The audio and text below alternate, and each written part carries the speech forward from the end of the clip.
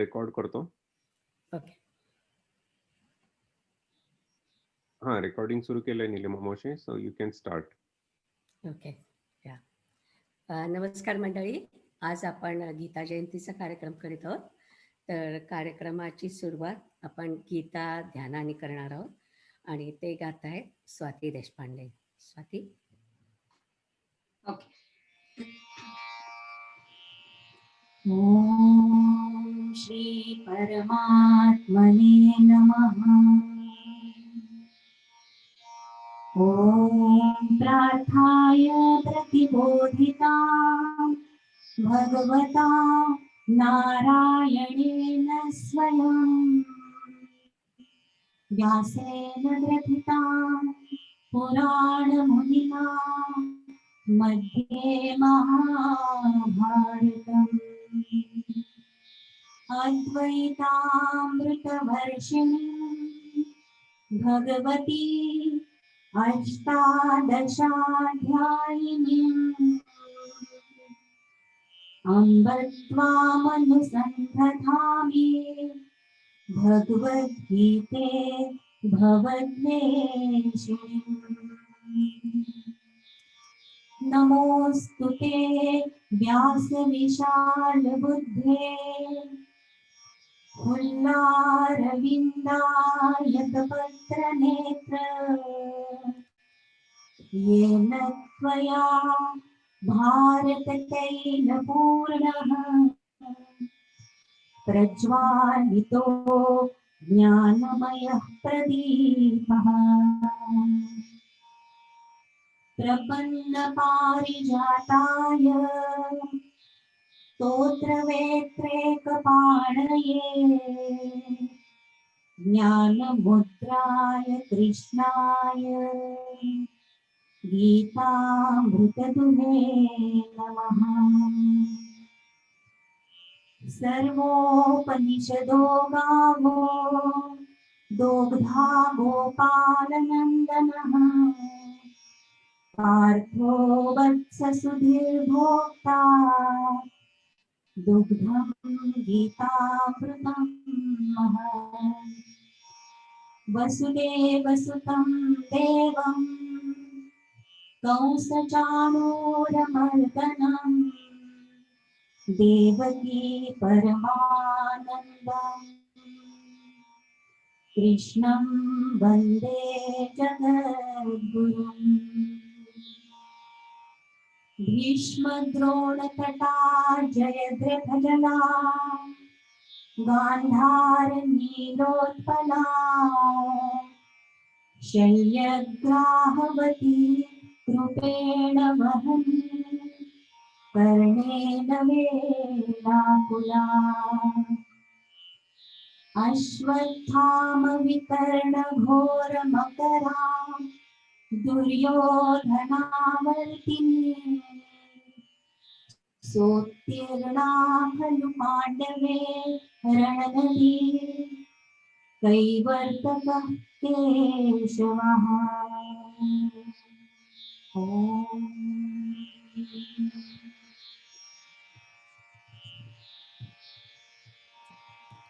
वा, खूपच छान स्वाती.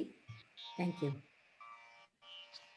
तर मंडळी, कुरुक्षेत्रावर ऐन युद्धाच्या मध्ये भगवान कृष्णाने हतबल झालेल्या अर्जुनाला गीता सांगितली आणि तो दिवस होता मार्गशीर्ष शुक्ल एकादशीचा.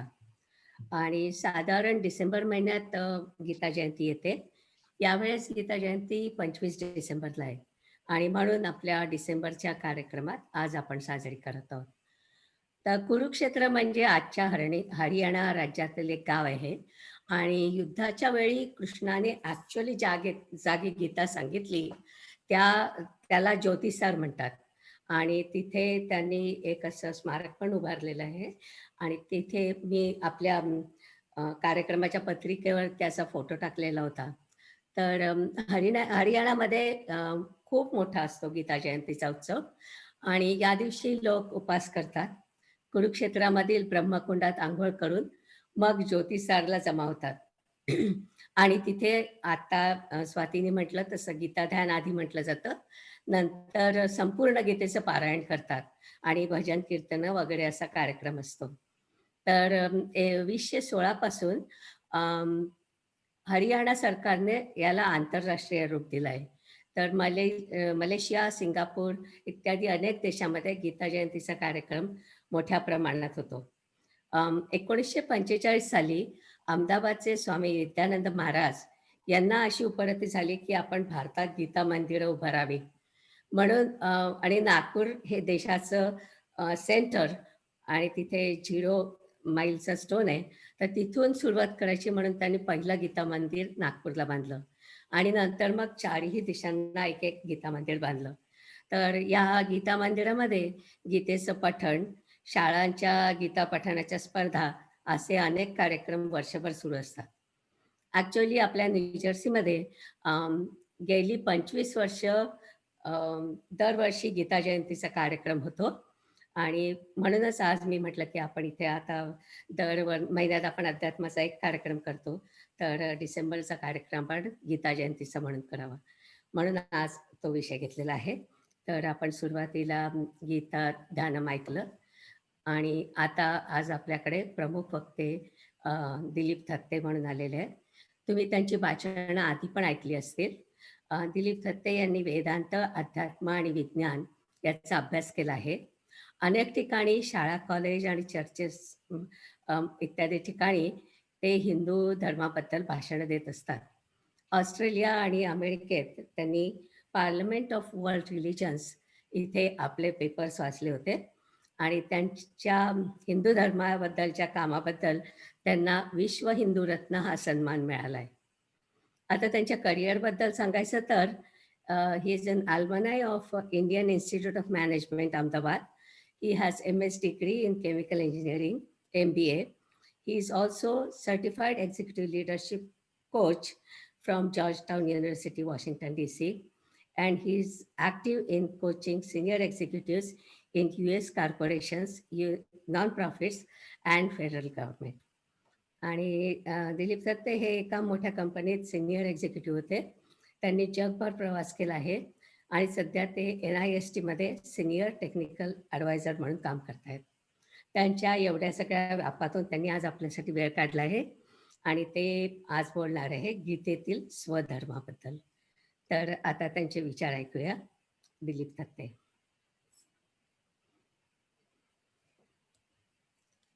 तुम्ही म्यूटवर आहात. There you go.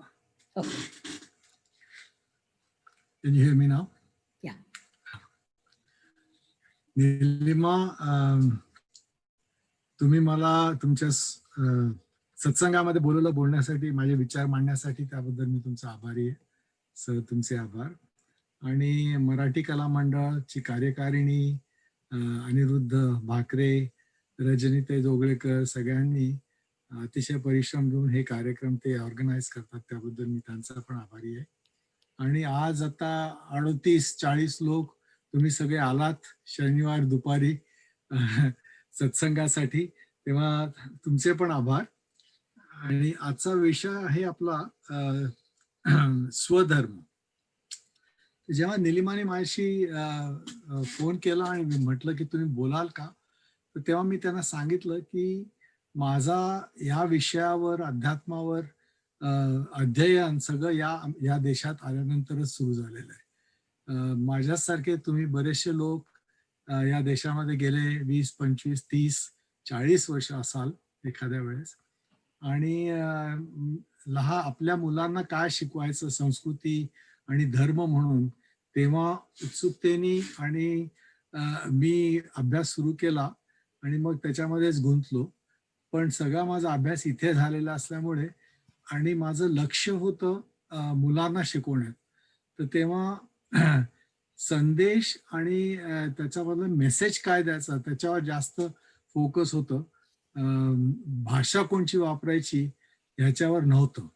त्याच्यामुळे मी माझे सगळे लेक्चर्स वगैरे इंग्लिशमध्ये असतात, तर तेव्हा मला I will be more comfortable speaking in English. आणि निलिमा म्हणाली दॅट इज ओके, कारण most of you are my colleagues, fellow Americans who have come from India, and you have spent last several decades, a few decades anyway, in this country, so you are comfortable with English as well.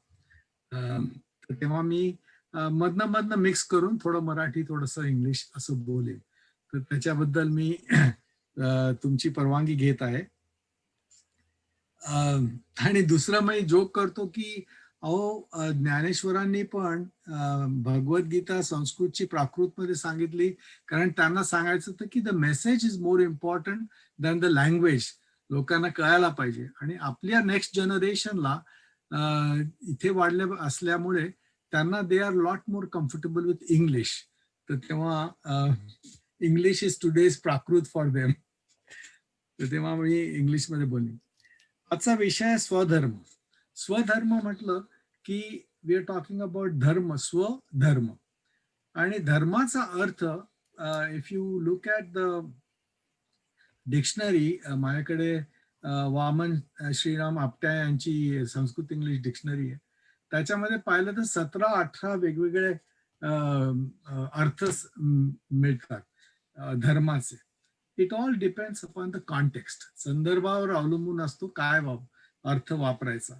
For instance, धर्म can mean ethics, it can mean law, religion, duty, morality, manner, mode, aptitude, tendency, nature, disposition, character.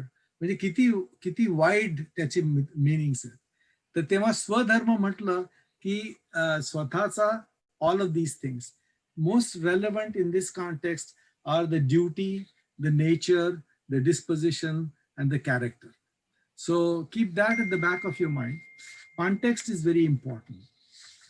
Talking of context, as I study Bhagavad Gita, most of you have read Bhagavad Gita, I notice that Krishna many times speaks from the point of view of universal consciousness, and sometimes he speaks from the point of view of Sagun Sakar, a friend, an advisor, a well-wisher of Arjuna. That also depends upon the context. So context determines whether Sri Krishna is talking as a universal consciousness Brahman or a Sagun Sakar individual, a friend and well-wisher of Arjuna. For example, in chapter 11, when the universal form he is showing, Vishwarupa Darshan, he is obviously talking as universal consciousness. Or for that matter, in chapter 7, he talks, Bijam ma sarva bhutana viddhi partha sanatana buddhir buddhimatam asmi tejas tejas vinasvaham. I am the seed in every bhut matra, and I am the brilliance in the brilliant, the intellect in the intelligence. All of that is essentially the essence of Brahman. Or aham atma gudakesha sarva bhutashaya sthita aham adishcha madhyascha bhutanam anta evacha. I am the one who is at the beginning, in the middle, and the end of life for every bhuta matra. When the body is gone, I still exist. That is there he's talking about the Brahman. Whereas in chapter 2, when Arjuna says that, hey, I cannot face my uncles and gurus and the cousins, and I cannot fight. Sidanti mama gatrani mukhancha parishishyati. I am paralyzed. Deva, what he gives an advice, he is his friend, he is his sakha, he is his advisor, he is his teacher. So he takes different roles in different parts of the shlok, and that needs to be kept in the appropriate context. Talking of context, chapter 3 of Bhagavad Gita is totally dedicated to Karma Yoga. And last time I spoke on Karma Yoga, in fact, according to Bal Gangadhar Tilak, the whole Bhagavad Gita is Karma Yoga. In fact, he talks, Gita Rahasya, he calls it Karma Yoga Shastra, because he feels that Karma Yoga runs right through Bhagavad Gita. So the reason I bring chapter 3 in the Karma Yoga, because Swadharma and Swakarma are interrelated. And Swadharma, which is what Nilima asked me to speak on, is a part of, integral part of the chapter 3, which is the Karma Yoga. So let me share with you the critical or the classic Swadharma Shlok, which is on the chapter 3. It's 335, those of you who want to check it up later. Shreyan Swadharmo Vigunaha Paradharmat Swanushtita Swadharmam Nidanam Shreyaha Paradharmo Bhayavaha. That is chapter 335. And this, a very similar shlok, in fact, the first line is repetition of this, appears in 18th chapter 47. Chapter 18th of Bhagavad Gita, shlok number 47. The reason I bring this is because this is the shlok which talks about the Swadharma. And the shlok basically says that, let me read the English translation, better to do one's own duty, even if it is imperfectly, than a well-performed duty of somebody else. It is better to do one's own duty than somebody else's duty. And typically the translation of this is in a medieval sense is used in terms of varnashram. The shlok is a result of one of the things Arjuna says that, hey, I cannot fight with my uncles and cousins and what have you. I am better off taking sannyas. And Shri Krishna says that, look, you are a kshatriya, your dharma is to fight, not take sannyas. And in that context, he's saying that it is better to do your own dharma, even if it is imperfectly, than to do somebody else's dharma.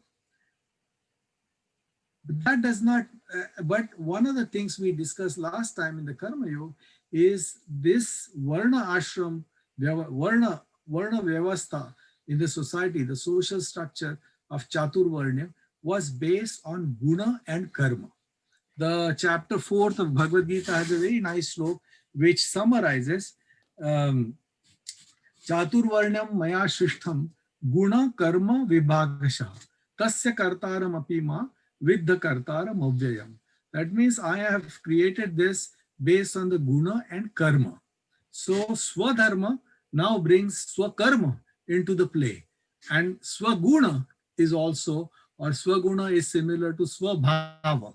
So Swabhava, Sakarma, and Swadharma, these are all interconnected.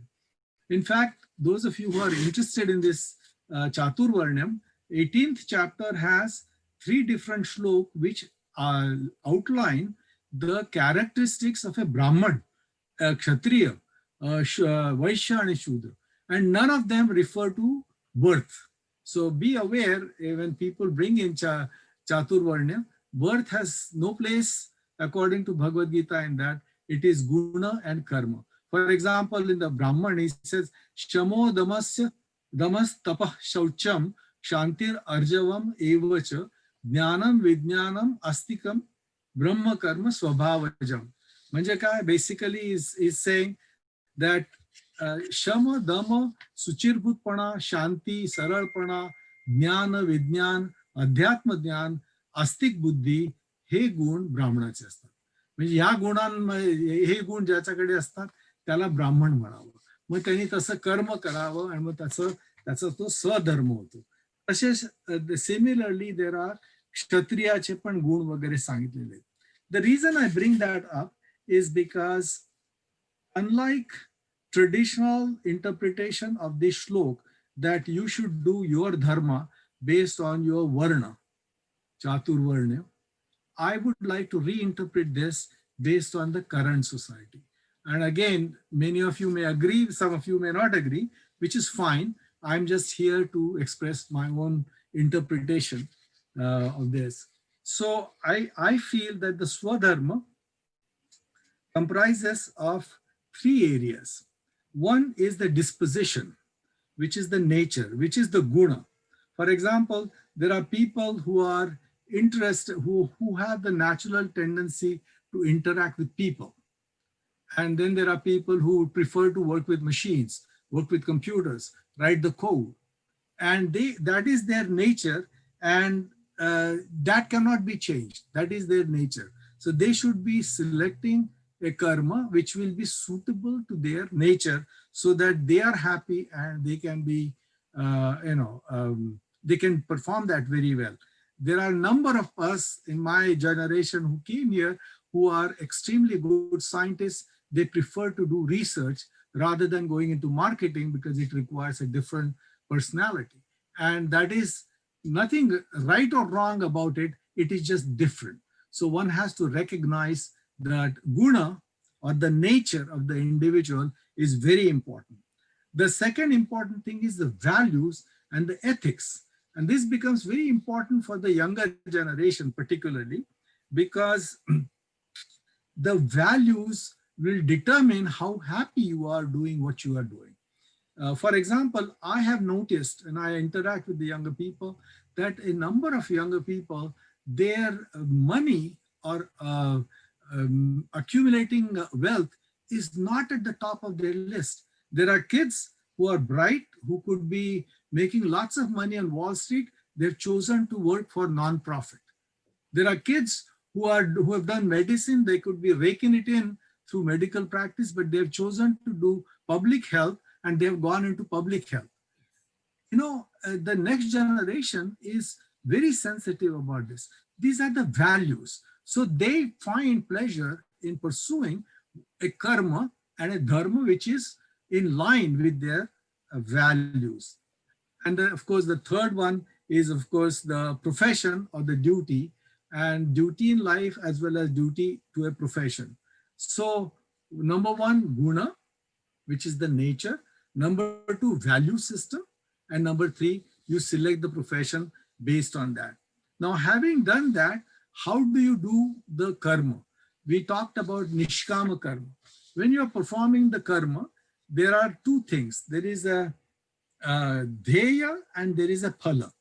Phala is the return or result of what you're doing. And typically, phala is defined as what's in it for me. Whereas dheya is what do you want to accomplish. And a simple example, which is very effective example, is if somebody, a wounded person comes into a hospital, the doctor is not worried about whether he has insurance or not, whether he can pay for that or not.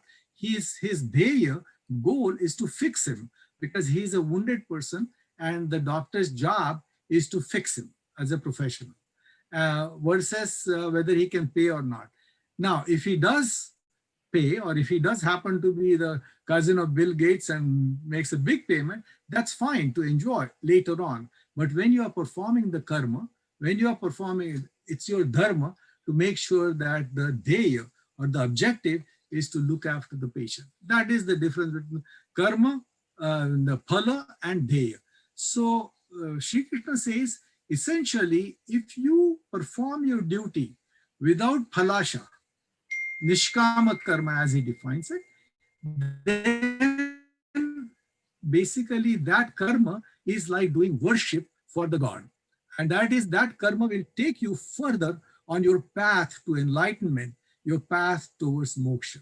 So that phala, that karma does not attach any consequences to you. And as a result, you will be closer to getting to moksha or liberation. And that nishkama karma is very important. So essentially what happens, that swadharma is something that you select. You know, it is a choice. You select in the current society based on your guna, your values, and your accordingly, and your profession. So what is expected of you. And as long as you do it without any phalasha, that doesn't mean that you don't expect or don't accept any positive results of your action, but don't do it just for that. Don't be focused on that. So that is swadharma. And what is paradharma then? Paradharma is a karma or the action done without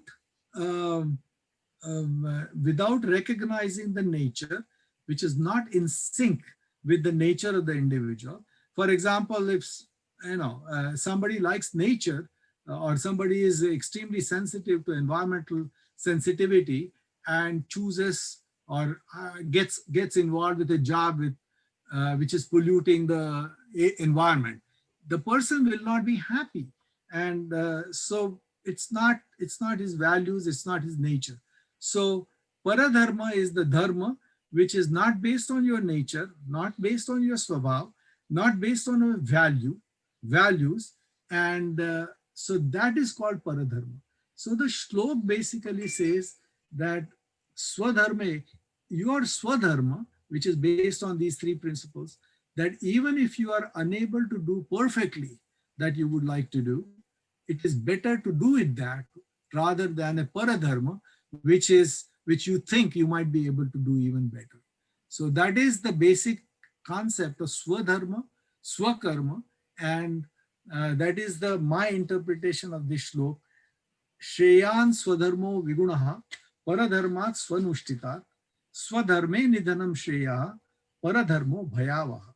त्या paradharmaपासून भयभीत म्हणजे you stay away from that parabrahma. With that, I will summarize by saying that swadharma, pursuing swadharma, allows you to an effective journey towards realization through nishkama karma, doing the duty as a professional in the selected profession, and which can be supported by your innate nature and disposition. I think I was asked to speak for about 20 minutes. I probably finished about 20 minutes. So with that, I'm open for some discussion, and most of you probably have some comments on this. So thank you. Thank you very much. कोणाला काही प्रश्न असेल तर आपण आधी प्रश्नोत्तर घेऊया. आपल्याला 10 मिनिटं आहेत प्रश्नासाठी.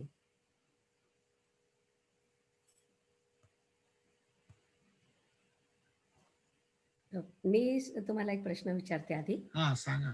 हा, मी म्हटलं तुम्ही आता हे जे तुम्ही मुलांना सांगता ते कुठे सांगता, म्हणजे कशा प्रकारे तुम्ही सांगता, आणि म्हणजे समजा जर का तुम्ही शाळेमध्ये हे भाषण दिलं तर त्याच्यानंतर तुम्हाला कशा प्रकारचे प्रश्न येतात मुलांकडून म्हणजे यंग जनरेशन कडून अर्थातच.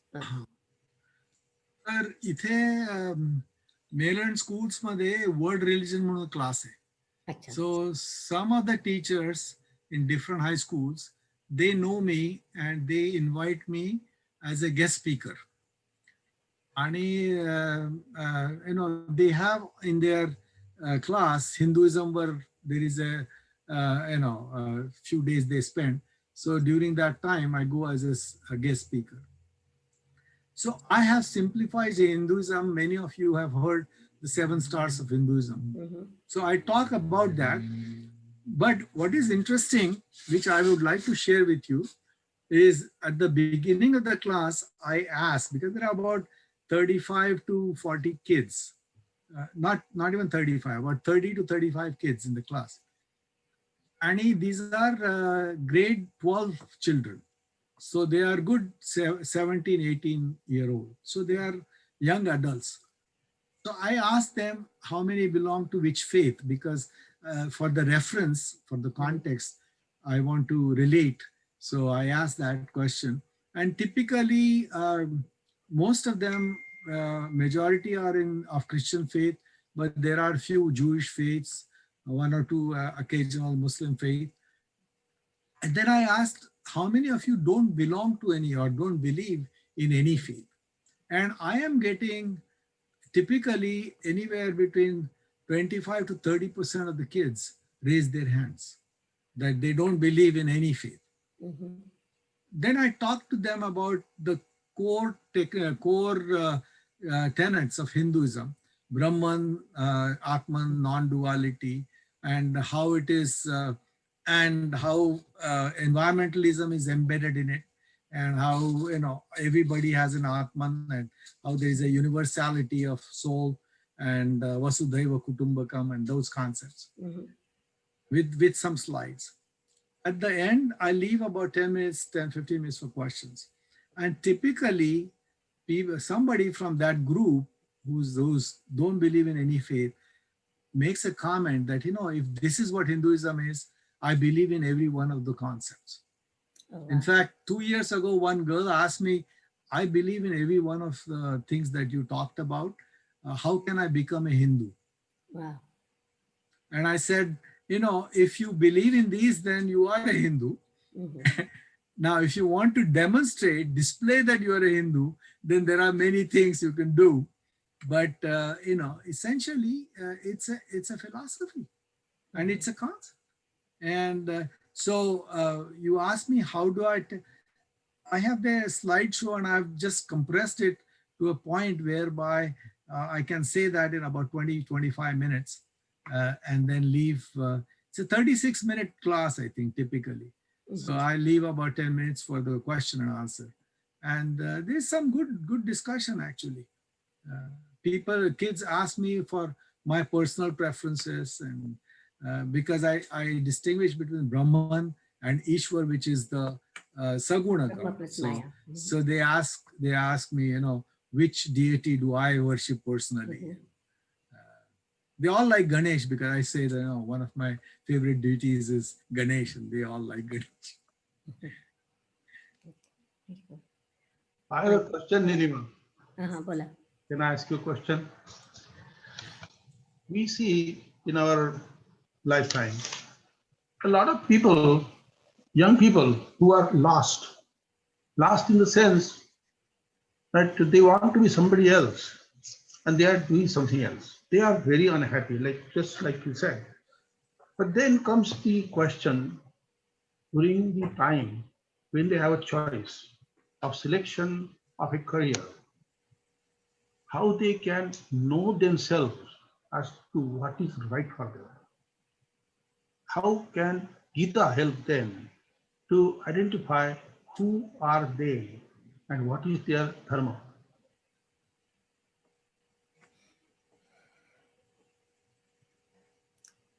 दिलीप तुम्ही सांगताय? Well, it's a very good question, and I don't know whether they can decide, because this is an ongoing process. There is definitely, though, a tendency for one area of concentration over the other, and that they can self-assess. But I'm not sure whether the Gita says that you better assess yourself to the guna karma, and then you decide what you want to do. But how to assess is, to me, it is their responsibility through interaction with their counselors, with their parents, with themselves. And at that young age, Dr. Lothe, it's very difficult. And who's to say that 3 years down the road, they figure out that, no, that's not what I want to do. Most kids go to the freshman year in the college, universities, and they haven't figured out what they want to do. What they say, academicians say that they change the subject or the major at least 3 times in the first 2 semesters. Shivaji बोलतोय. ऐकू येतंय का? हो, hello Dilip, तुझा talk खूप छान झाला. It was very refreshing. पण हा जो प्रश्न विचारला खूप महत्वाचा आहे. जस्ट अकर्ड टू मी की काल बघ ते इंटरव्ह्यू घेतला त्या गीतांजली रावचा, द टाइम मॅगझिन वर. Everybody must have seen that. She is the first kid who appears on Time magazine's cover, right? Right. I think everybody knows that. तर तिच्या इंटरव्ह्यू मध्ये हेच आज प्रश्न विचारला ते अंजली जोली किंवा ते दुसऱ्या लोकांनी पण, की how did you get interested in to all of this stuff that you are doing? आणि ती बेअरली किती वर्षाची, मला वाटतं 12-1 वर्षात नाही, 13 वर्षाची. हो, 12-13 वर्षाची आहे, लहान आहे अगदी. पण तिचं उत्तर may be helpful too, just because it came to my mind, may be helpful in addressing the question at hand. की ती म्हणते, ती 13 वर्षाची मुलगी, ती सांगते की जे तुम्हाला मोटिवेट होतं ते you do. Don't try to solve everybody else's problem. म्हणजे ह्यात पराक्रमासारखं. आणि you know your own thing because it motivates you, you have joy in it, that work that you do, and so you pursue that. I think this is an interesting thing. It is your, so you can look into yourself and see your guna. That is true. And Shivaji, but if you notice in that interview, she is doing so many things Oh, and so many different things. amazing. Oh, And that her parents obviously gave her exposure. So all I say is that what we can do is give them the exposure. Yeah. And the kids can determine then whether they like it or not. mm, Because all of us have made that attempt when the kids were growing up to give them exposure right from ballet to piano to music to sports to science to everything. mm. And the kid picked up 1 or 2 or 3 or 5 different things depending upon the guna, the nature, and the karma and dharma, which is the nature and aptitude or tendencies. Right. So, but Nilima said something on the chat that Tattva Bodha has a way. Can you comment on that, Nilima? नाही नाही, त्यांचा प्रश्न असा होता की ब्रह्म आणि ईश्वर याच्यामध्ये one I is see. निर्गुण अँड वन इज सगुण. Yeah. Born out of scripture, so I said yes. Yeah. आणि Okay. काही उपनिषदांमध्ये ते आहे. आणि Yeah. तत्वबोधामध्ये तर अगदी क्लिअरली सांगितलंय की Yeah. ब्रह्म प्लस माया इक्वल टू ईश्वर. So, म्हणून मी ते दिलं. I see. Okay. Nothing to do with this. नाही त्या आधीच्या प्रश्नाला उत्तर दिलं. हा. Dr. Lothe, do you have anything to say? Miss, I didn't answer मला your एक question. प्रश्न आहे. I just shared बोला, बोला. my thought. मला एक प्रश्न आहे डॉक्टर थत्ते. मी अलका लोथे बोलतीये. आता माझ्या स्टेज ऑफ लाईफला आय एम अ ग्रँडमदर, माझी मुलं मोठी मोठी झाली आहेत. What do you think is my dharma at this point?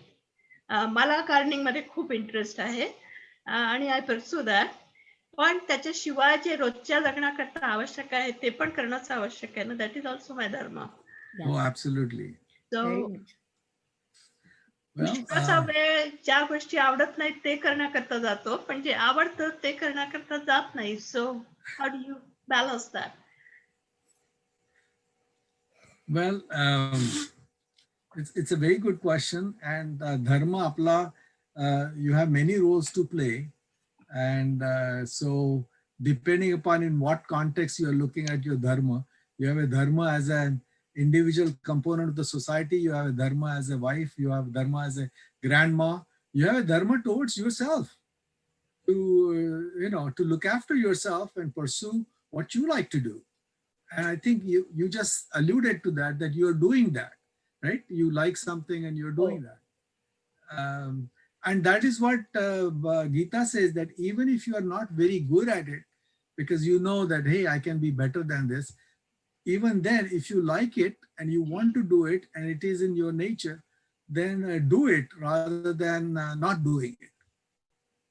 या मला बॅलन्सिंगचा प्रश्न येतो पुष्कदा की बिटवीन 24 तासात जे आवडतं ते करायला वेळ कमी पडतो आणि जे करायचंच असतं ते करावंच लागतं. असं that's the thing. I know. There are some required duties, and then there are some things you want to do, and there is not enough time in the day. This is what happens when people have lots of talents, जबाबदारी खूप आहेत. आणि अलकाच्या बाबतीत ते अगदी खरं आहे. खूप टॅलेंट्स असले की तसं होतं. हा, ती स्वतः डॉक्टर आहे. आणखी शिवाय ती गार्डनिंग मध्ये खूप काम करते. एनिवे, आता आपला वेळ संपत आलाय. थँक्यू दिलीप, खूप छान झालं आणि इंटरॅक्टिव्ह झालं. त्यामुळे आणखीन आणि तुम्ही मुलांच्या दृष्टीने काय शिकवायला पाहिजे ते सांगितलं, ते मला वाटतं खूप महत्वाचं आहे. Thank you very much. तर आता आपण पुढे जाऊया.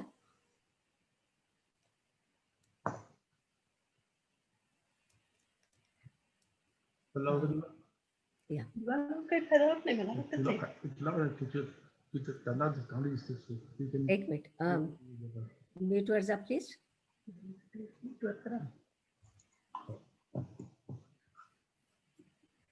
आता स्वाती भजन म्हणतेस? हो मी म्हणते भजन. या भजन म्हण, मग आपण पुढे जाऊया. ओके. तबला पेटी लाईव्ह तबला पेटी नसल्यामुळे मी कॅरिओकीचा ऑप्शन हे केलाय, सिलेक्ट केलाय हे भजन म्हणायला. तर आपण मी प्रयत्न करते म्हणायचा.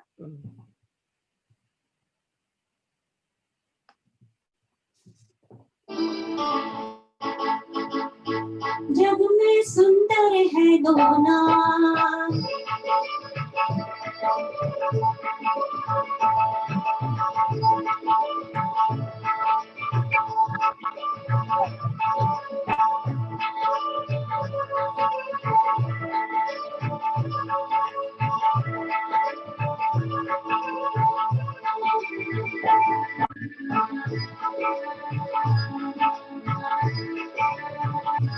जग में सुंदर है दो नाम, दो नाम, दो नाम, दो नाम, दो नाम, दो नाम, दो नाम, दो नाम।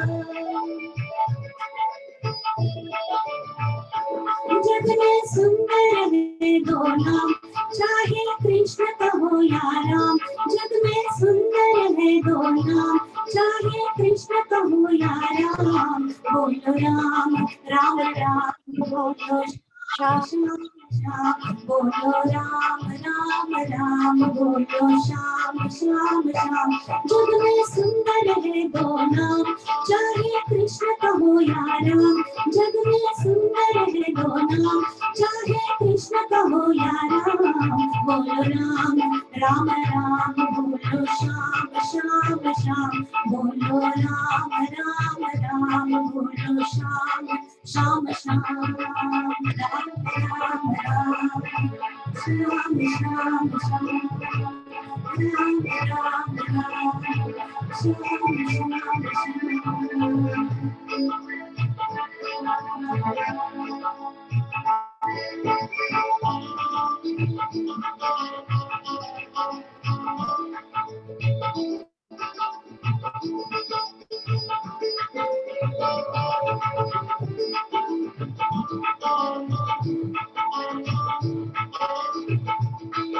वैसे बाकी तो इसराइल माखन ब्रिज में कचरावे, उचलायची का? माखन ब्रिज में कचरावे, एक बेर भी नीके खावे। माखन ब्रिज में कचरावे, एक बेर भी नीके खावे। प्रेम भाव से भरे अनोखे दोनों के काम। चाहे कृष्ण कहो या राम, जग में सुंदर है दो नाम। चाहे कृष्ण कहो या राम, बोलो राम राम राम, बोलो श्याम श्याम श्याम, बोलो राम राम राम, बोलो श्याम श्याम श्याम, राम राम राम, श्याम श्याम श्याम, राम राम राम, श्याम श्याम श्याम।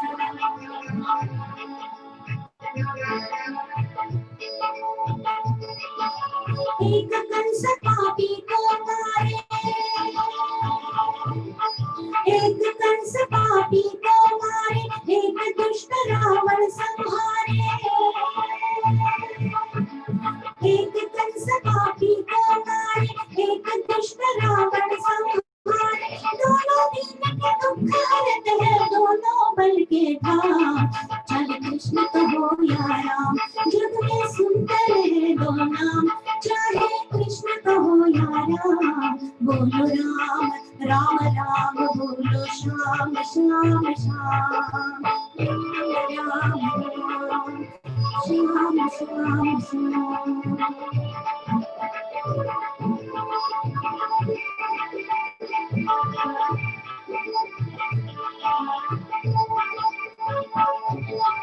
एक हृदय में प्रेम बढ़ावे, एक हृदय में प्रेम बढ़ावे, एक ताप संताप मिटावे। एक हृदय में प्रेम बढ़ावे, एक ताप संताप मिटावे। दोनों सुख के सागर है, दोनों सुख के सागर है, और दोनों पूर्ण काम। चाहे कृष्ण कहो या राम, जग में सुंदर है दो नाम। चाहे कृष्ण कहो या राम, बोलो राम राम राम बोलो श्याम श्याम श्याम बोलो राम राम बोलो श्याम श्याम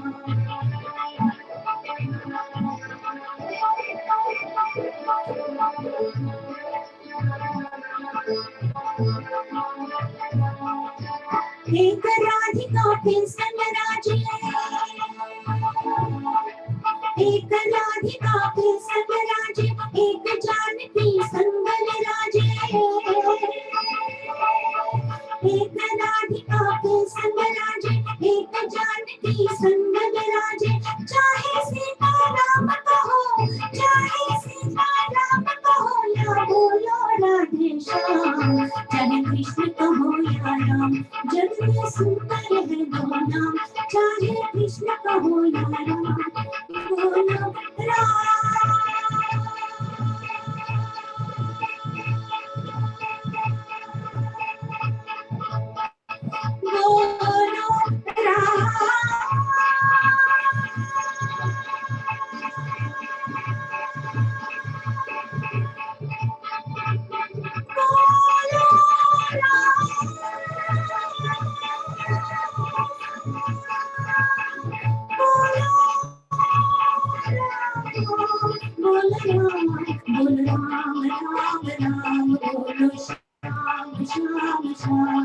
बोलो राम राम राम बोलो श्याम श्याम श्याम बोलो राम राम राम बोलो श्याम श्याम श्याम.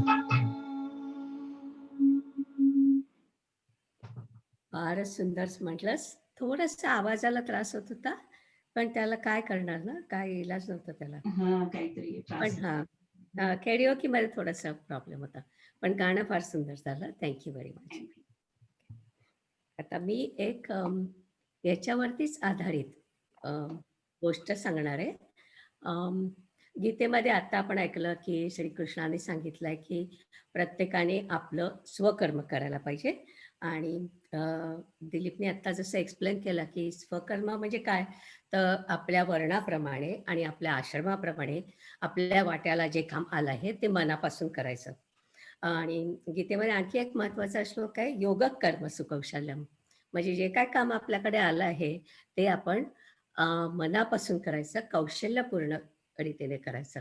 तर याच्या अनुषंगाने मला महाभारतातली एक कथा सापडली आणि मला वाटलं की ती या स्वकर्माच्या दृष्टीने खूप महत्वाची आहे. आणि ऍक्च्युअली ही कथा महाभारताच्या वनपर्वामध्ये मार्कंडेय ऋषींनी युधिष्ठिराला सांगितलेली गोष्ट आहे.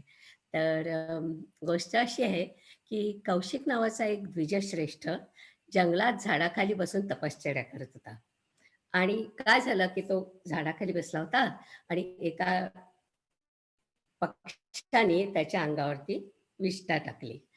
तर हा ब्राह्मण जो होता तो तडकून उठला आणि अतिशय रागवला आणि त्याने त्या पक्षाकडे रागारागाने पाहिलं आणि इतक्या रागाने पाहिलं की तो पक्षी क्षणात मरून पडला. आता ब्राह्मणाची तपश्चर्या भंग झाली होती. दिवस माध्यान्नीला आला होता. तेव्हा त्याने असा विचार केला की आपण जवळच्या गावात जाऊन भिक्षा मागावी, जेवावं आणि नंतर पुन्हा तपश्चर्याला येऊन बसावं. म्हणून तो ब्राह्मण उठला आणि गावात भिक्षा मागायला गेला. भिक्षा मागायला गेला तर एका गावात जाऊन एका झोपडीसमोर थांबला. भिक्षा मागितली. जरा थांबा, आतून आवाज आला. ब्राह्मण रागवला. आधीच तडकला होता, भुकेने व्याकुळ झाला असेल आणि त्यातही बाई म्हणते थांबा.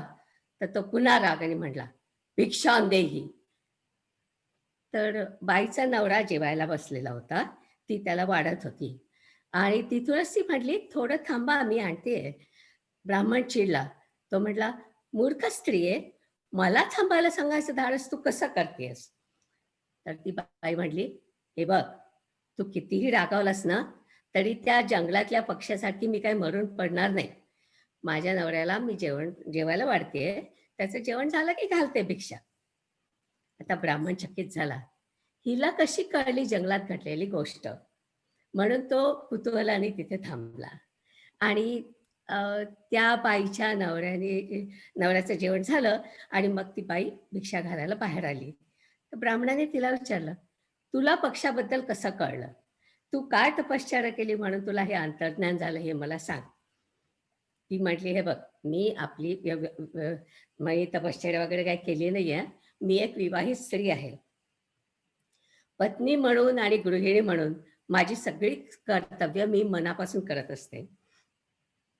परमेश्वराची सेवा करावी तशी मी माझी कर्म करते आणि म्हणून मला दुसऱ्याच्या मनातले विचार कळतात. तर तो म्हटला, नाही नाही, हे काय बरोबर नाही, तू मला तुझं गुपित सांग, तू कोणती तपश्चर्या केलीस. तर ती म्हणली, हे बघ, तुला एवढंच असं काही वाटत असेल ना, तर तू मिथिलेत जा आणि तो तिथे धर्मव्याध आहे, त्या धर्मव्याध तुला तुझ्या प्रश्नांचे उत्तरं देईल, असं ती म्हणाली. म्हणून मग ब्राह्मण मिथिलेत गेला. धर्मव्याधाचा पत्ता शोधत शोधत तिकडे गेला. ऍक्च्युअली व्याध म्हणजे मांस विकणारा जो काही असतो तो. तर ब्राह्मण त्याच्या दुकानात गेला आणि त्याच्या दुकानात गेल्यावर त्याला आधी शिसारी आली आणि तो बाहेरच थांबला. तर ब्राह्मणाला पाहून धर्मव्याध उठून बाहेर आला आणि त्याला म्हटलं, मी तुमची काय सेवा करू. त्या पतिव्रतेने तुम्हाला माझ्याकडे पाठवलंय, पण माझं इथलं काम थोडं झालं की मग आपण घरी जाऊ आणि शांत बोलू. ब्राह्मण मनात म्हणला, अरे याला कसं कळलं, इथे सगळेच अंतर्यामी आहेत की काय. तर मग धर्मव्याधाला तोही प्रश्न कळला. तो हसून म्हणला, घरी गेल्यावर मी तुमच्या सगळ्या प्रश्नांची उत्तरं देतो. आता ब्राह्मण मूर्छित पडायचाच बाकी राहिला. नुसता दुकानाकडे बघत राहिला. डुकराचं आणि म्हसाचं मांस विकणारा हा गृहस्थ काय गुपित असेल याच्या सिद्धीचं असा विचार करत होता. आणि मनात म्हणाला, छे, काय हे दुकान आहे, कसल्या घाणेरड्या कामावरती ह्याने म्हणजे कसल्या घाणेरड्या कामात हा माणूस पडलाय, याला याच्यापासून प्रवृत्त केलं पाहिजे, असा विचार करत तो तिथे बसला. धर्मव्याधाचं काम झाल्यावर तो ब्राह्मणाला घेऊन घरी गेला. आधी त्यांनी आपलं स्नान केलं, नंतर ब्राह्मणाचे पाद्यपूजन करून त्याला घरात नेलं. घरात गेला गेला तो आपल्या आईवडिलांच्या आधी पाया पडला. नंतर ब्राह्मणाचं योग्य आदर तिथे जे काय करायचं होतं ते केलं आणि मग त्यांना विचारलं की मी तुमची काय सेवा करू. मग ब्राह्मण त्याला म्हणाला, हे बघ, तू ते मांस वगैरे विकतो ना, ते पाहून मला अगदी घृणा येते. तू हे सगळं काम सोडून दे. आता ब्राह्मण खरं म्हणजे त्याच्याकडे विचारायला आला होता की त्याला हे असं ज्ञान कसं झालं आणि स्वतःला जास्त ज्ञानी समजून तो त्याला शिकवू लागला. तरी पण धर्मव्याध नम्रपणे म्हणाला, हे बघा, हा व्यवसाय माझ्याकडे पूर्वजांकडून आलेला आहे आणि तोच मी करतो आहे आणि मला वाटतं तो माझा धर्म आहे, तर त्याबद्दल आपण रागवू नये.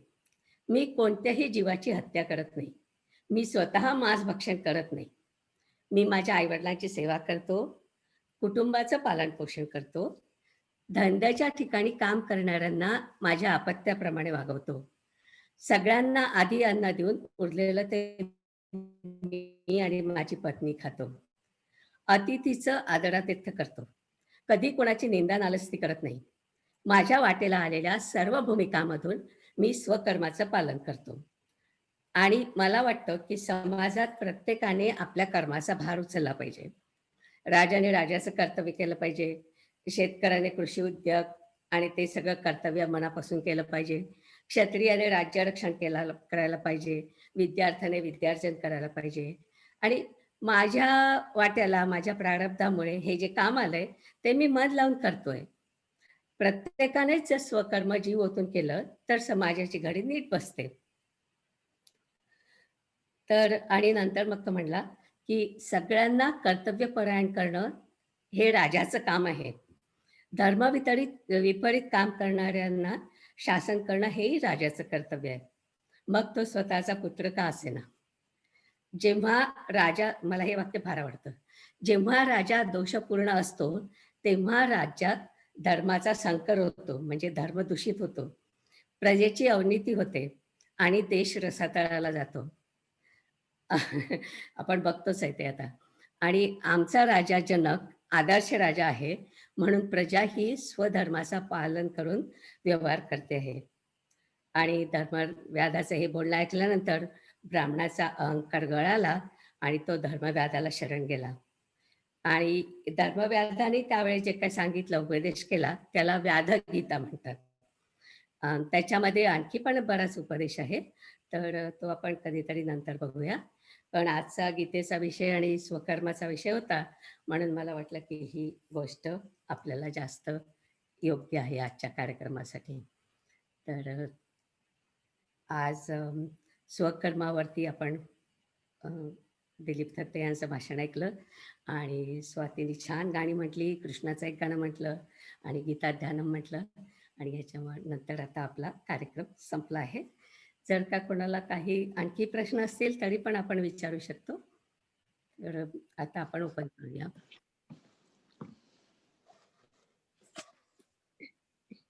मला बोला मी ज्योती बोलतेय. बोला. फार सुंदर गोष्ट होती आणि जणू काही मगाशी मिसेस लोधेनी प्रश्न विचारला त्याचं उत्तर या गोष्टीत होतं. लहान मुलांना सांगण्यासारखी गोष्ट होती. अतिशय आवडली मला तू सांगितलेली गोष्ट. थँक्यू.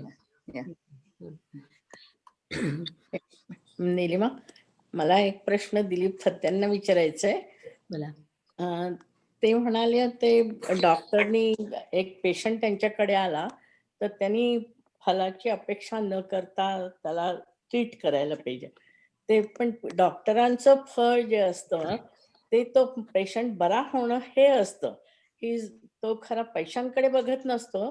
त्याचं यश म्हणजे पेशंट बरा होणं. तसं शिक्षकाचं कर्म, शिक्षकाचं स्टुडंट म्हणजे त्यांचं विद्यार्थ्यांनी सक्सेसफुल होणं हे शिक्षकाचं फल आहे, असं नाही का? तुम्ही म्हणताय ते बरोबर आहे, पण ह्या कॉन्टेक्स्ट मध्ये या संदर्भात फल is defined as for personal gain and ध्येय इज द गोल. तर डॉक्टरचं ध्येय आहे की प्रत्येक पेशंट जो आला तर त्याला बरं वाटावं, he should be able to fix him. किंवा शिक्षकाचं ध्येय असतं की सगळ्यांना शिकवावं. फल याचा अर्थ थोडासा स्वार्थाकडे आहे, म्हणून ते डिस्टिंक्शन बिटवीन फल आणि ध्येय. तर they is not, that's the distinction I make. तेव्हा फलाशा ठेवू नकोस, म्हणजे फलाची आशा ठेवू नकोस. What's in it for me याची आशा नको ठेवूस, पण ध्येयावर फोकस कर. Does that make sense? Make sense. फक्त तुम्ही ते बिल गेट्सचा रिलेटिव्ह म्हणालात म्हणून म्हटलं तुम्ही पैशांकडेच फक्त बघताय म्हणून. नाही, मी काय म्हटलं की समजा wounded person comes and the emergency medicine, the person he's focused, the doctor is focused on fixing him. त्याच्यानंतर after he's fixed, समजा if happens to be a pauper and a homeless person, so be it. But if he happens to be Bill Gates' cousin and gives a big reward because you saved my life, if he gets some reward, there's nothing wrong in enjoying that. But he has not focused on getting the reward. He's focused as a professional doctor to fix it. So ध्येय एक होतं. त्याच्यात पैशांचा म्हणजे आर्थिक स्वार्थ जो दाखवला गेला ते मला वाटलं की जरा थोडस वेगळं आहे, म्हणजे व्यवसायाच्या दृष्टीने. ठीक आहे. I will correct that scenario by saying that if he gives him a ride on his yacht, it's okay. Thank you very much. Thank you.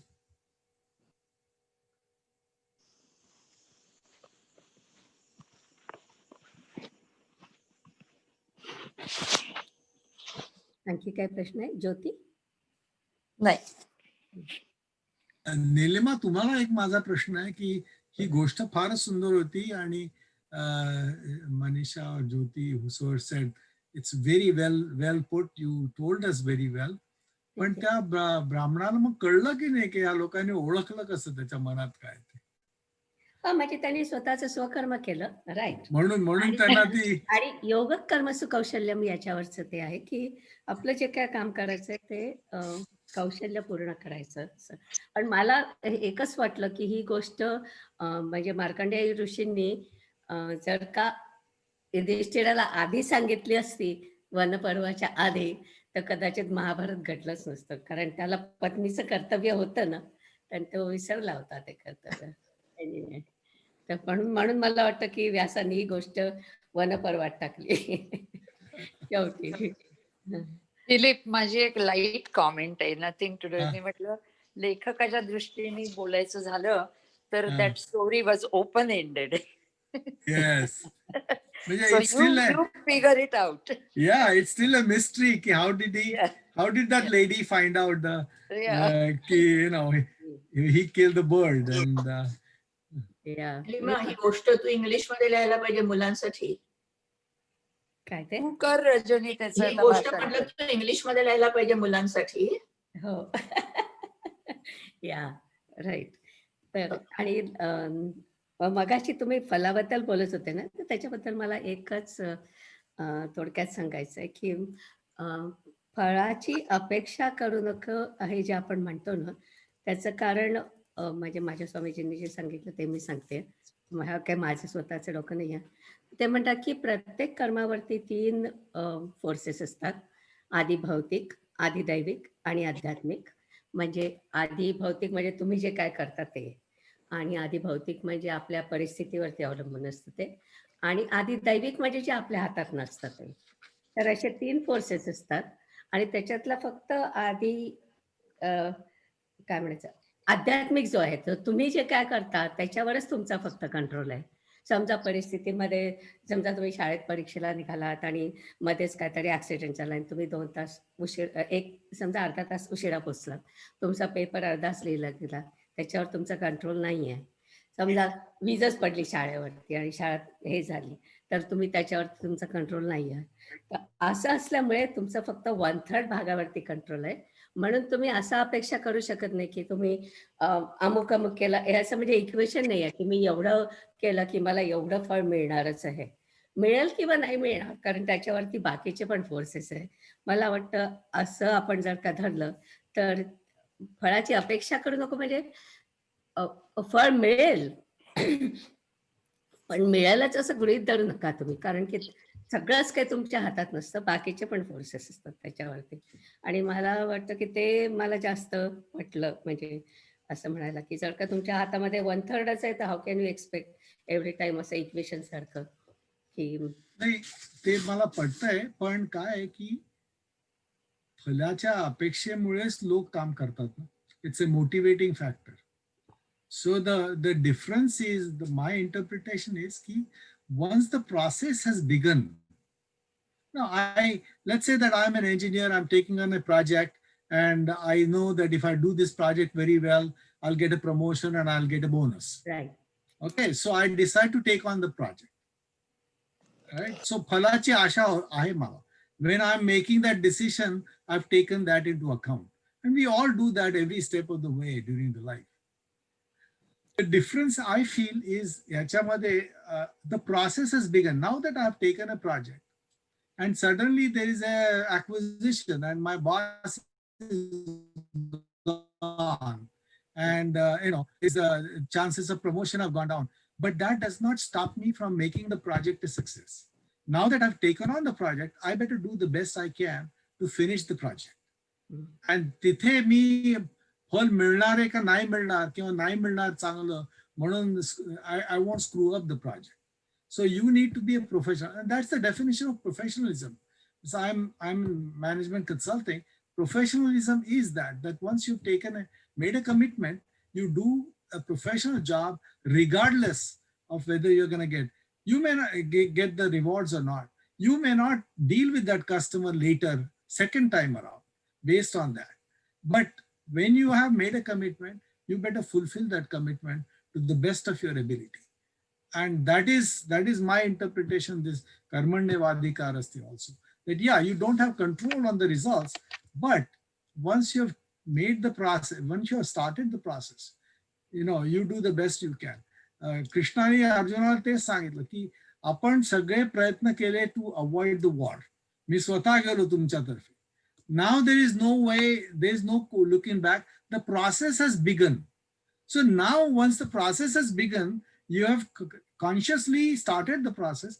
Now you don't look back and say, well, आता मी मारलं त्यांना तर काय होईल? History will look at me as this way. नाही मारलं तर असं होईल. This is not on. once the process is begun, you better do the professional job of performing the best to the best of your ability. That's my interpretation. Anyway. पण म्हणजे ते पुन्हा योग कर्मच कौशल्य मला राईट. जे काय हो. तुम्ही करताय ते कुशलतेने करा, मनापासून करा. आणि या संदर्भात माझ्या सगळ्या मित्रमैत्रिणींसाठी मी सांगतो की देर इज 18 चॅप्टर मध्ये एक 14वा श्लोक आहे, 18 चॅप्टर 14th, आणि it's a very nice and practical श्लोक. अधिष्ठानम तथा कर्ता करणम च पृथक विविधश्च पृथक चेष्टा दैवम चैवात्र पंचमम. म्हणजे he's taken an analogy of a farm. In a field, adhishtanam, you need to have a field to do farming. Tatha karta, and you need to have somebody to till the soil and do the farming. Karanam cha pruthak vidam. You need to have different tools to till and sow and do whatever you need to do in the farming. Vividascha pruthak cheshta, different activities you do. First you sow the seeds, then as they grow, you cultivate them and what have you, harvest them. All of this activity you should be doing sincerely to the best of your ability, but ultimately how much crop comes, Daivam Chaivatra Panchamam. Ultimately, it's a matter of a little bit of luck.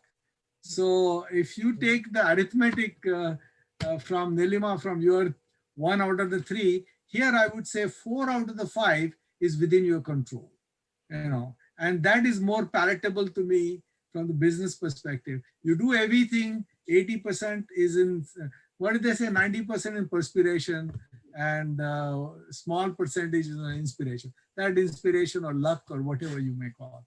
And most of the entrepreneurs, if you look at their biography, somewhere interviews, somewhere they say that, I worked hard, but I happen to be lucky. The luck helped. Whether it is Zuckerberg with Facebook or Gates with Microsoft, there was a issue of luck. And but that doesn't come just like that. They had put in a lot of effort, both smarts as well as time. Luck was just a catalyst. Dilip आणि निलिमा, मी गोविंद मोदी बोलतोय. मला तुम्हाला दोघांना आवडणार नाही, पण आपण हे सगळं फिलॉसॉफी, कर्मण्येवाधिकारस्ते मा फलेषु कदाचन, या सगळ्या गोष्टी करत असतो. पण एक असा पिरियड आयुष्यामध्ये असतो की साधारणतः असं धरा की आपलं एज्युकेशन जेव्हा कम्प्लीट होतं 20-21 वर्ष, तेव्हापासून तर आपण 65-70 पर्यंत जो पिरियड आपला असतो, प्रोडक्टिव्ह पिरियड आयुष्याचा, त्या पिरियडमध्ये बहुतेक 99% लोक हे अपेक्षा विरहित राहू शकत नाही. फळाची अपेक्षा असू द्या, कर्माची असू द्या, कशाची असू द्या. हे सगळं धर्मग्रंथ वगैरे सगळं ठीक आहे, सगळं छान लिहिलंय, फिलॉसॉफी फर्स्ट क्लास आहे. पण आपण ते जर अगदी यंग एज पासून सुरुवात केलं तर आपण रिअलिस्टिक किंवा प्रॅक्टिकल लाईफ हे जगूच शकत नाहीये. इथं कुठंतरी आपल्याला एक बंधन ठेवायला लागतं किंवा डोक्यामध्ये ठीक आहे फिलॉसॉफी ठीक आहे यार, पण ते आपण आचरणात आणणं फार कठीण जातं. आणि याच्यावर सखोल जर आपण कुणी जरी विचार केला तर शेवटी आपल्याला हेच कळलं की यार ते करेक्ट आहे यार. एका पर्टिक्युलर वयानंतर ते ठीक आहे सगळं, मग ते आपण मेजॉरिटी फॉलो करू शकतो, सगळं आहे. पण जो पिरियड आहे 21 वर्ष ते 65 किंवा 70, त्या पिरियडमध्ये या कुठल्या गोष्टी आचरणात आणणं अत्यंत कठीण आहे. मग ते मी जसं सांगितलं की मग आयुष्याला किंवा जीवनाला किंवा पुढे कुठे जायचं का, काही करायचं का, याला अर्थच राहत नाही. म्हणजे थोडक्यात आपण रिअलिस्टिक आणि practical day to day life जे असतं, आपलं साधं लाईफ असतं प्रत्येकाचं डे टू डे, ते आपण जगूच शकत नाही ह्या सगळ्या गोष्टी करत असलो तर. यावर तुमच्या दोघांचे कॉमेंट्स मला आवडतील.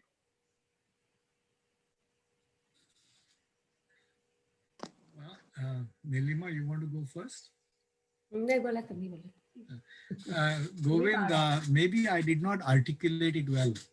I did not say that apeksha thevu naka.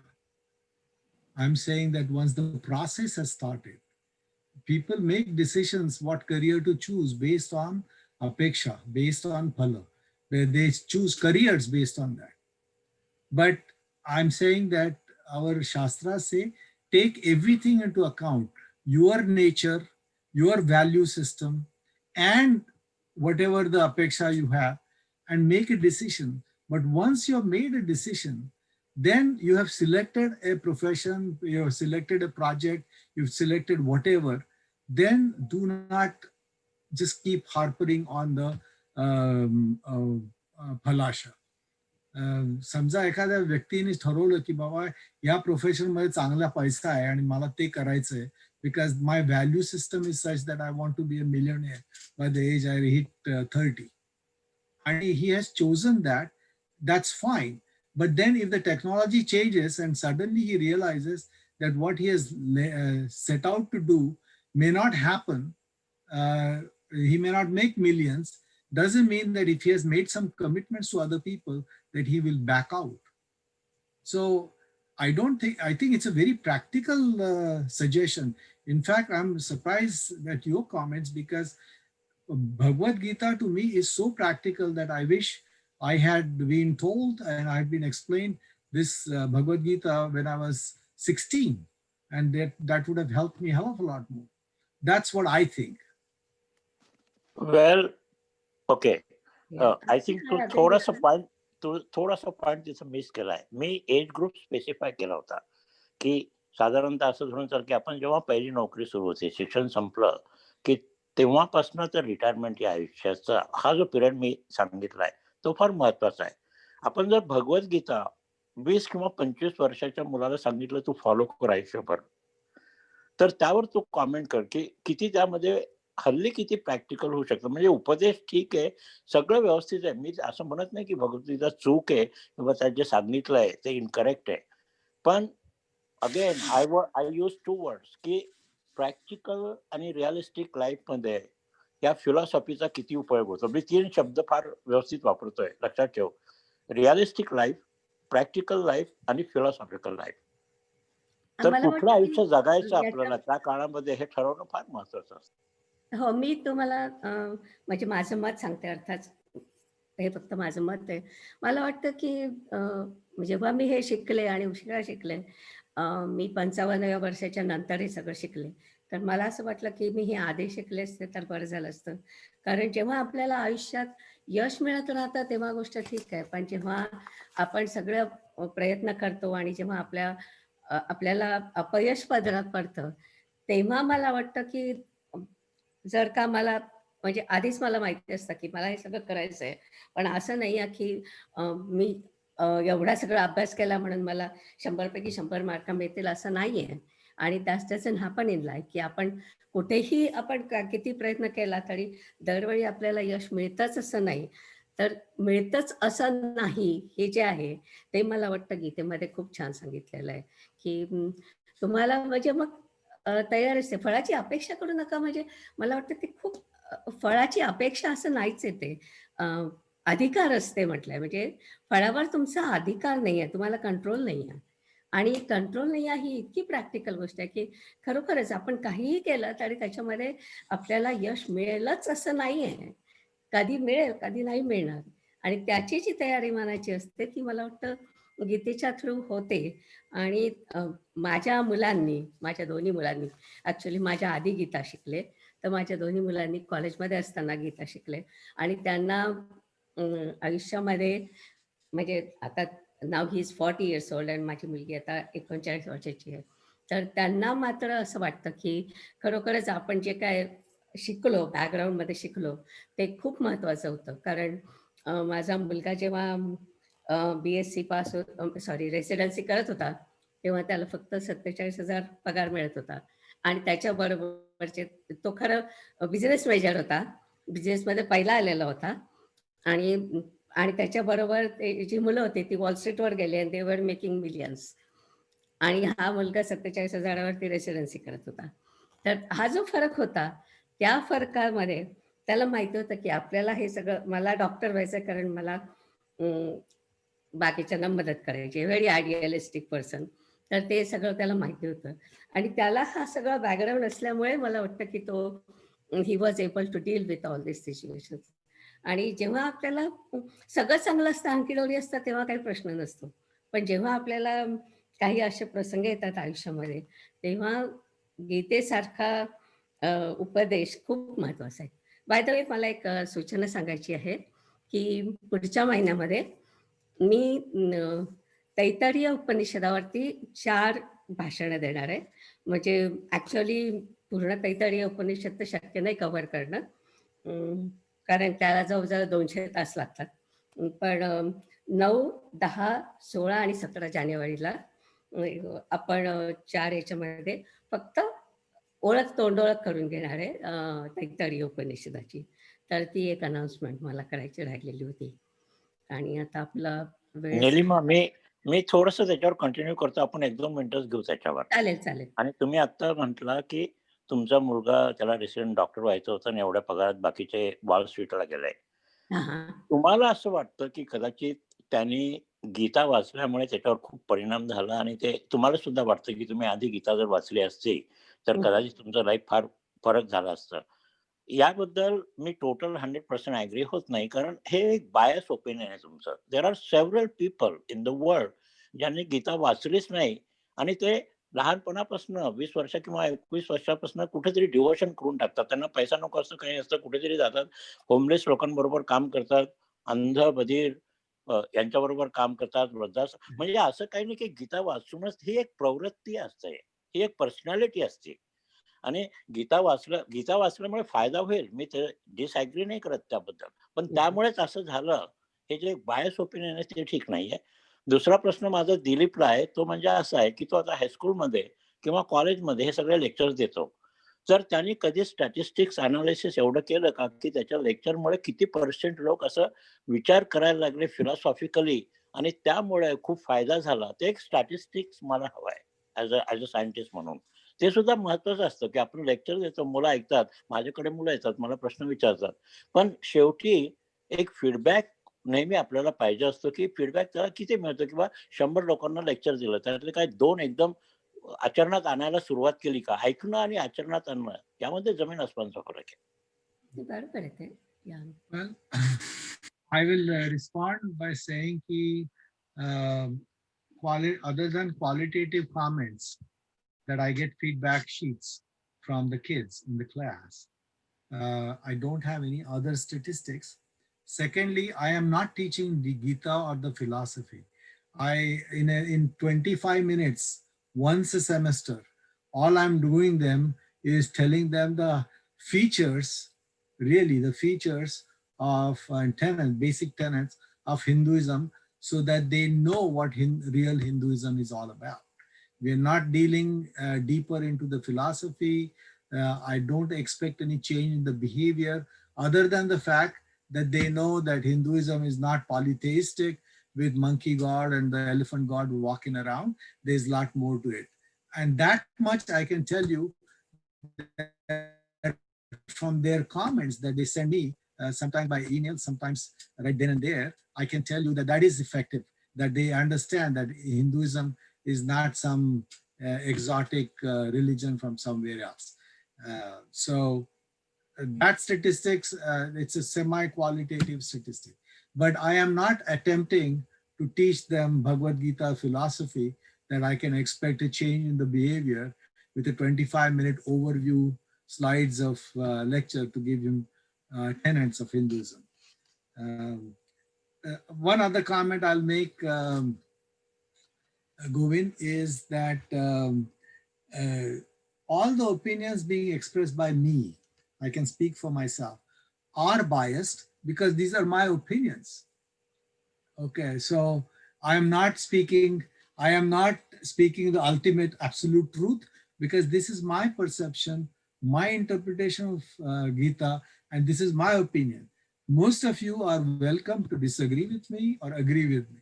But I find, and I'm giving you again my opinion, I find Bhagavad Gita very practical, and some aspects of Bhagavad Gita which are taught in the Bhagavad Gita are very difficult to follow. The concept of Sthita Prajna, Bhagavad Gita says that you sama dukkha sukha kshami, म्हणजे दुःख आणि सुख equally वापरा. Man, that is difficult even at my age. आपल्याला emotions आहेत आणि I don't want to refuse my emotions either. When I feel good, I feel good. If I feel sad, I am sad. And when I was younger, I was even more emotional. All of us were. And that is bound to happen. But the fact is that there is an ideal of Sthita Prajna. Existence of the ideal of a Sthita Prajna is an interesting concept to know. Whether you can be or not is up to you. But and what you say, Govind, is very true. A lot of people have innate sense of being Sthita Prajna, innate sense of helping people and that kind of thing. Nobody's saying that Gita is the only way to get there. People are expressing I am expressing certainly my own opinion that I wish I had studied this a little bit more at a younger age, and that might have helped me. That doesn't mean that everybody should be studying at a younger age. I, for one, feel that it would have helped me.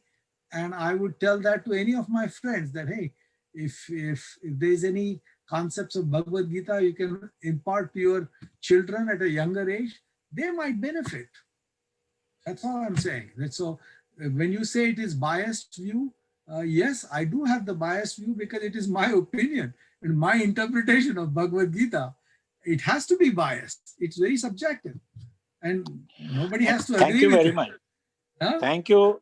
खूप आवडलं. कारण याच्यामध्ये काय असतं की as a human being आपल्याला विचाराची पात्रता आहे हे सगळं क्रिटिकल अनालिसिस करणं खूप जरुरी असतं आणि त्यातनं आपल्याला जे घ्यायचं जेवढं आपण करता येईल, तू आता स्थित प्रज्ञाचं खूप मस्त उदाहरण दिलं, तेवढं करायचं असतं. मी त्याच्या अगेन्स्ट नाही या कुठल्याही ग्रंथाच्या, पण we have to critically analyse all this things being a human being and having a power of thinking, सखोल थिंकिंग किंवा सखोल विचार जे असतात ते नेहमी करायचे असतात कुठली गोष्ट घेताना, आणि त्यावर मग सगळं आपलं आयुष्य आधारित असतं.